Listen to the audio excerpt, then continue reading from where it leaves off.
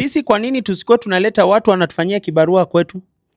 Hii ujumbe yangu ni kwa wale ambao wanasema wanataka wakuje kibarua huku Iran.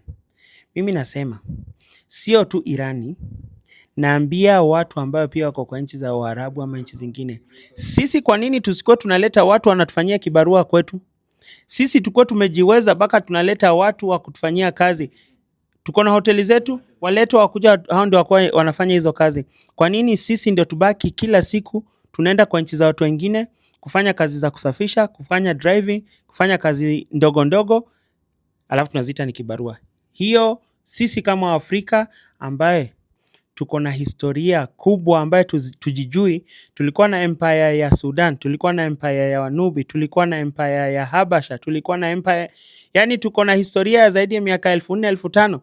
Alafu sisi tunaambiwa kwamba sisi ndio watu tunaenda nchi za watu wengine kufanya kazi ndogo ndogo. Tutakani kukubali na tutakani kufikiria kwamba saizi Irani imesimama kwa sababu haitaki kukubali kitu kama hiyo. Sisi kwa nini pia tusikuwe hivyo? Tuwafanye biashara zetu, tuko tunafanya biashara na watu wa nchi zingine. Na kama ni kufanya kazi ndogo ndogo, watu ndio wengine wakuja kufanya kwa nchi yetu. Tujikubali sisi wa Afrika tujikubali.